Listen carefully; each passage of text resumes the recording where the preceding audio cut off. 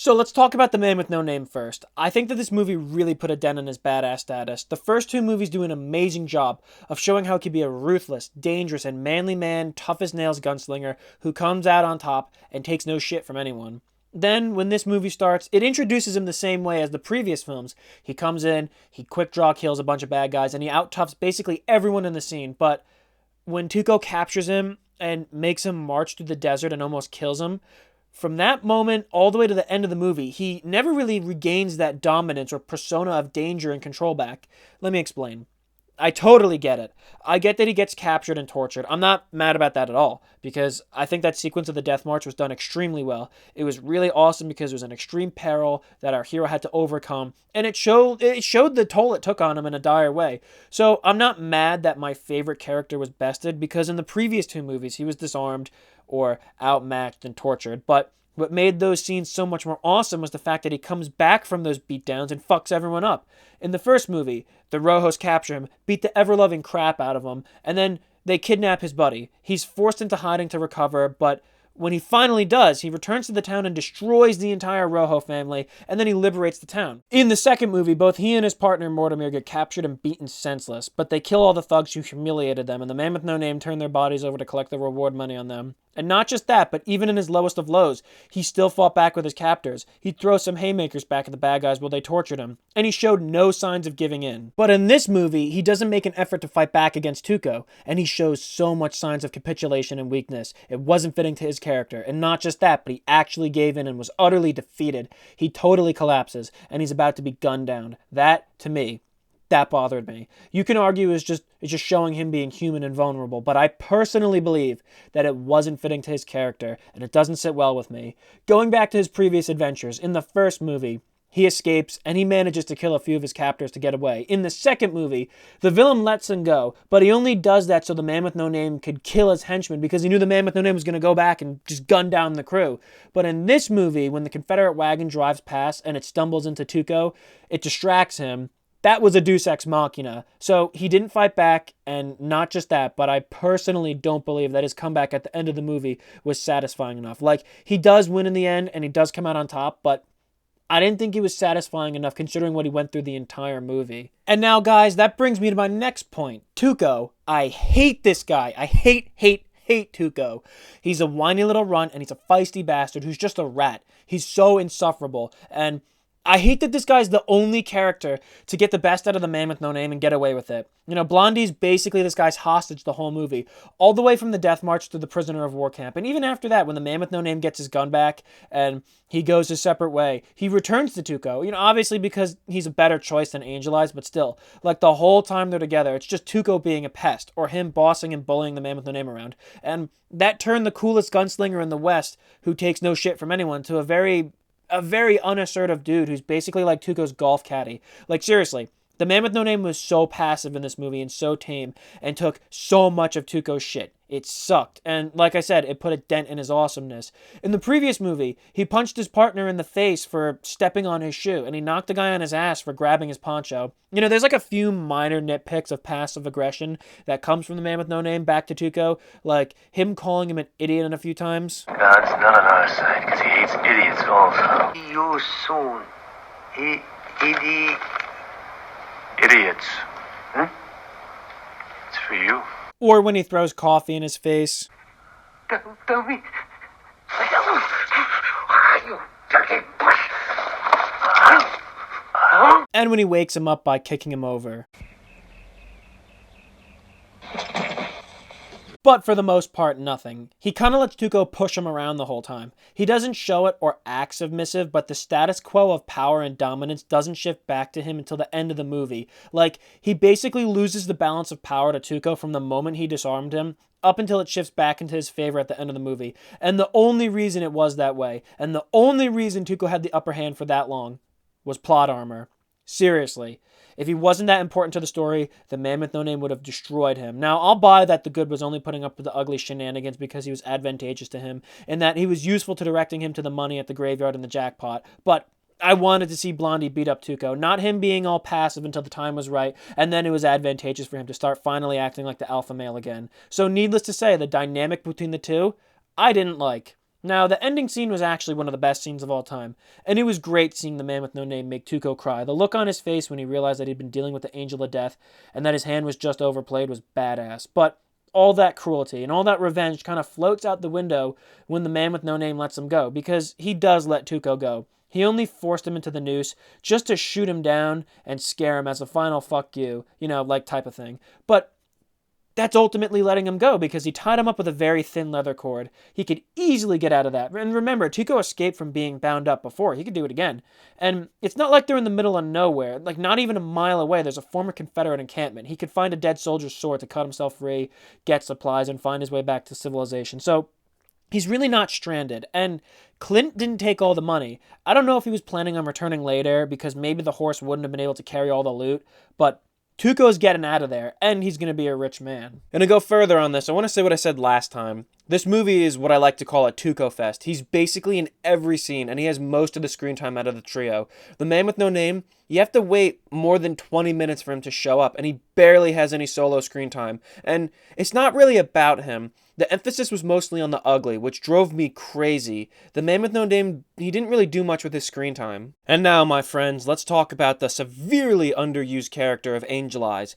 Angel Eyes the bad. He's pretty much got the short end of the deal when it comes to pretty much everything in the movie. He doesn't have much screen time, which is criminal, because Lee Van Cleef is and was phenomenal, which, it's criminal. He was such a dastardly guy, and it would have been awesome if he was featured more in the movie, but he wasn't.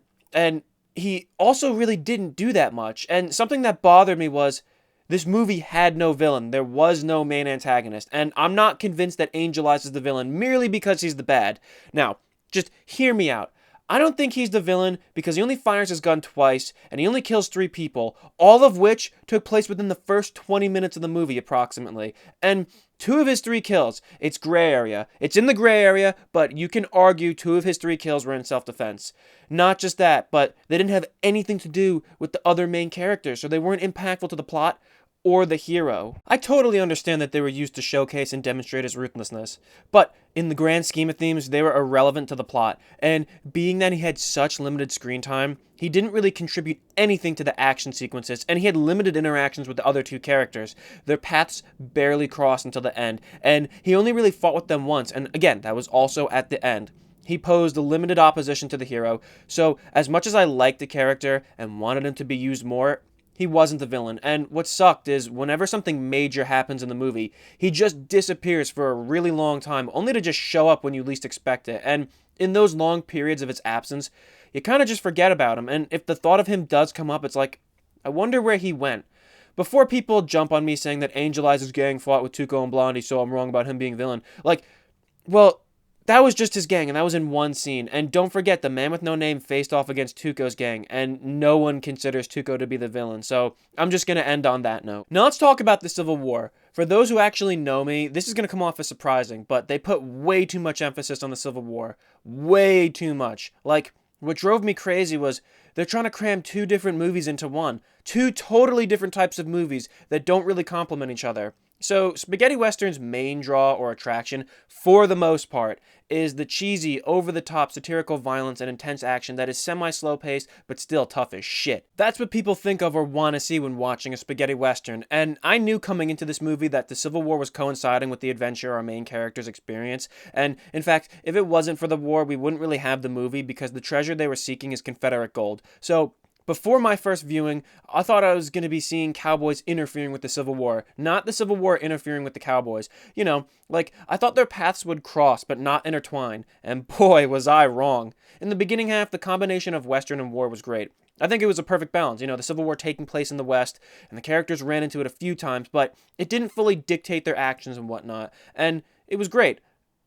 That's what I was expecting. Cool Western gunfights, awesome cowboy music, and beautiful frontier desert and mountain shots, and manly man tough guy scenes. But the moment Tuco and Blondie donned the Confederate uniforms, that's when things drastically changed from spaghetti western to a full-blown anti-war, anti-violence drama. You hear really heartfelt, emotional, sad music throughout, and you see a lot of suffering and hardship caused by the war. and it no longer feels like watching a Western. The Civil War kind of hijacks the movie because the iconic theme song is played drastically less, and there's limited action, and the characters aren't really wearing their cowboy gear for a large chunk of the movie. They're wearing soldiers' uniforms. So it wasn't so much the characters stumbling into the war now and then and having interactions with it, but staying independent of it due to their quest. They were fully swept into it. When Tuco and Blondie decide to go for the gold and get the treasure, not even 5 minutes into their journey, they get captured. They're brought to the Batterville POW camp.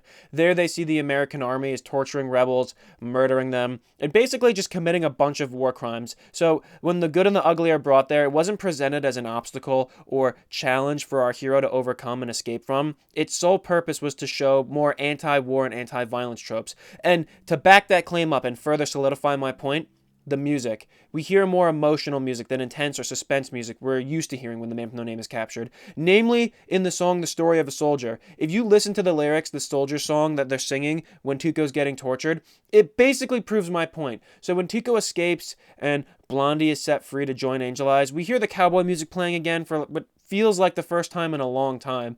And before the Western momentum picks up, it drops again to show refugees escaping a town being shelled and many soldiers abandoning their positions to redeploy elsewhere. So then there's a gunfight in the shelled out town. That was pretty westerny, and it does resume our normally scheduled program, and the characters are fighting again. They're all looking for the money, and quick draw gunslinging continues, but it was short-lived, and then when it ends, we stumble into another army scene, but this time it's the huge battle for the bridge, and more trumpet and bugle army sad songs play, and this time it's like times like 1,000 because our characters are walking through a battlefield witnessing the devastation and whatnot. Now, I know a lot of people are probably going to be angrily commenting that the movie's just trying to show that there's something bigger than the man with no name at play, or war is hell, and it's just trying to de-glorify the Civil War, making a statement that violence, it's not how it's portrayed in the movies, and I get that, I really do. I totally agree, but I don't think that this is the movie to show that. Nor do I think this is the type of movie that should be the platform for that sentiment, because as I've stated before, these are two totally different types of movies crammed into one, and they don't properly fit and work together.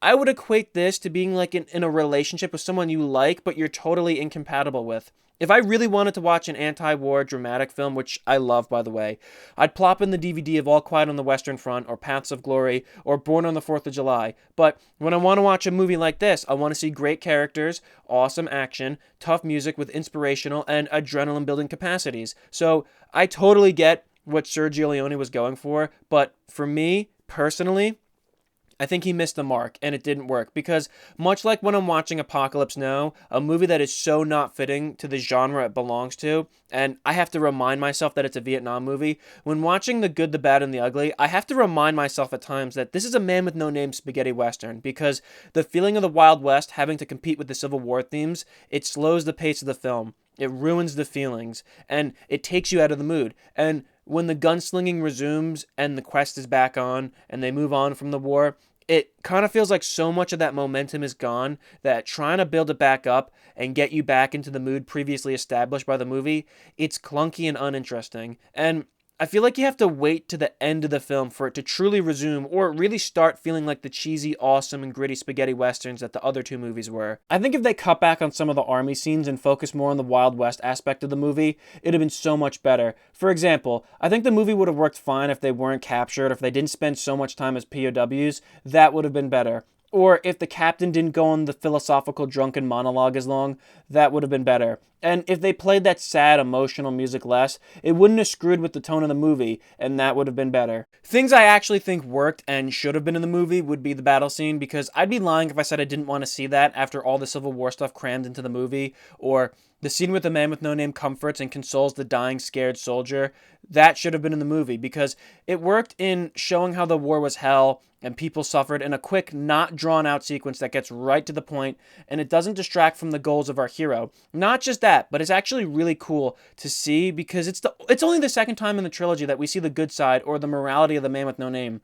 We're used to seeing him as a ruthless, greedy macho man who breaks the rules for his own personal gain, but at the end of the day, he really does find it in his heart to help those in need. So to sum up real quick, if they cut back on some of the Civil War stuff, but still touched on it and scraped the surface of how the Civil War was hell and whatnot, but not having it fully get in the way and distracting from the quest, that would have been perfect. But To be totally fair to the movie, its intentions of showcasing the Civil War more than the West was pretty clear from the beginning, so me expecting less was through no fault of the film itself, mainly because when people talk about it, they don't mention it's a drama heavy or that it's mostly covering the war. So before I even watched the movie, I read all the reviews about it and I watched critics' reactions like Watch Mojo or Rotten Tomatoes and stuff, and they jazzed it up to be this ultimate Western and made it seem larger than it really was. For example, my own DVD copy, the back cover synopsis, reads this word for word.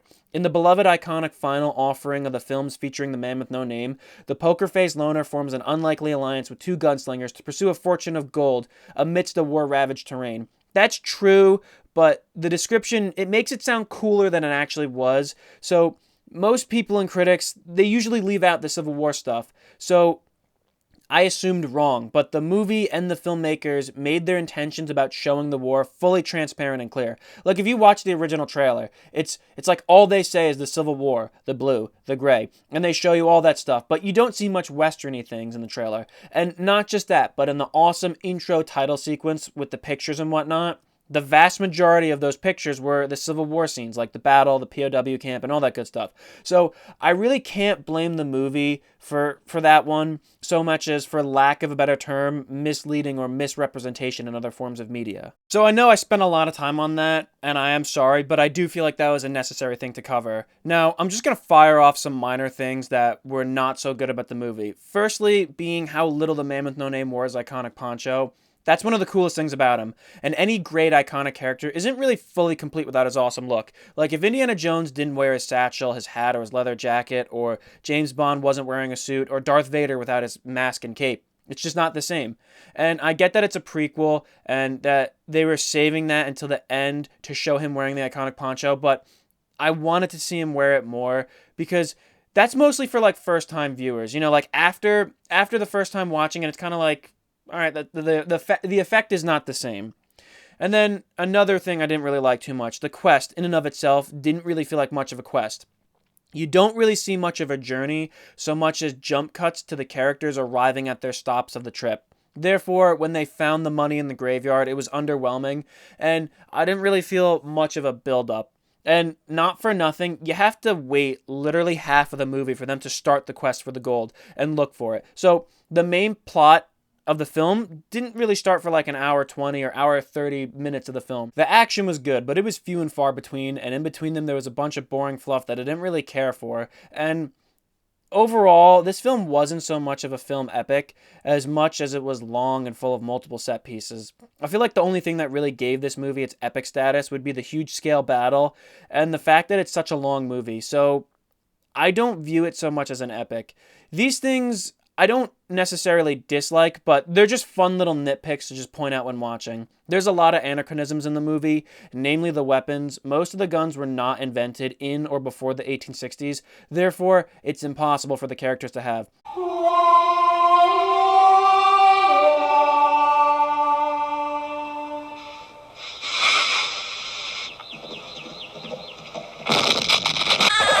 that's not fair!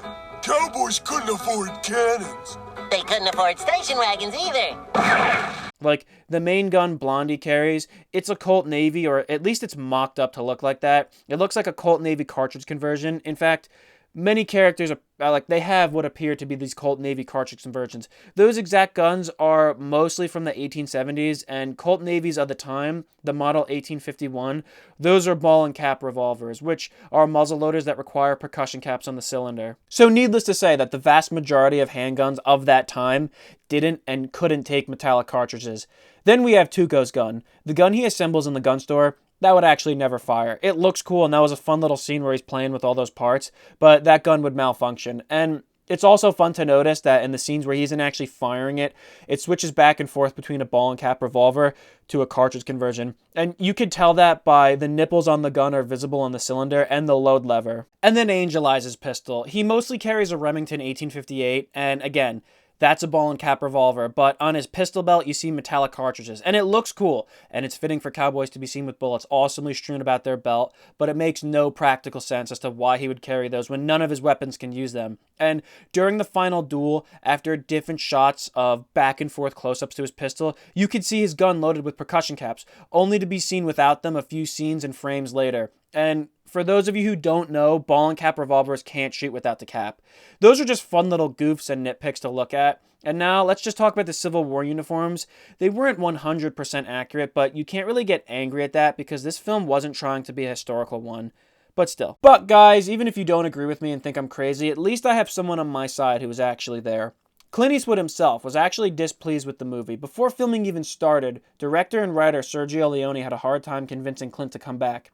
Clint was kind of tired of Leone, and he wanted to work elsewhere. Not just that, but before the casting was even totally complete, he was very unhappy with the script, because he knew he'd have to share his screen time with two other lead characters, and he was concerned that his own character was going to be upstaged and outshined by Tuco. And he's even quoted as saying this: "In the first film, I was alone. In the second, there were two. Here, we are three. If it goes on this way, in the next one, I'll be starring with the American Cavalry." So after being offered like $250,000 and a new Ferrari, plus 10% of the box office profits when the film was released in the US, with the urging of one of his publicists, he finally accepted. And his thoughts on the final product, paraphrased, are: "It was more bloated than it was expansive, and Tuco was the only fleshed out character." So that's basically it. Those are my updated thoughts on the good, the bad, and the ugly. Do I hate this movie? Absolutely not. But do I love it?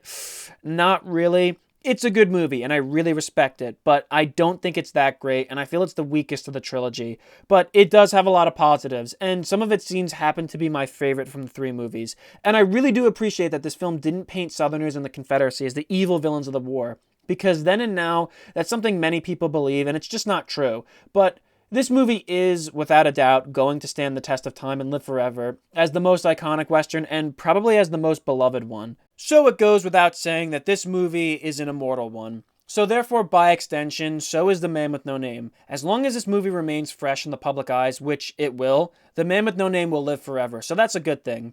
So even though I wish his other films got the attention and legacy as this one, you gotta take the good with the bad. And sometimes it comes out ugly. I am so sorry for that awful joke. I should really stop doing these. In the end, it's kind of unfortunate that this movie wasn't what I expected it to be or what I hoped it would be, and I want to love this movie because it's the finale to an awesome series and it gives closure, sort of, to a great character, but it doesn't always work out the way you want it to. Anyway, guys, that's it. I hope you enjoyed this video. I hope you took something out of it besides your anger, and I hope you stay safe. If you thought me revisiting movies I've already reviewed was interesting and you want to see more, comment that below and let me know. Also, if you feel like some of my older videos could have been better and you think I should remake them and update them, let me know and I'll definitely look into that. And as always, guys, if you disagree, well, remember this. You see, in this world, there's two types of people, my friend. Those with their own opinions and those who pander. You pander. Guys, like and subscribe, and I'll see you on the next Unpopular...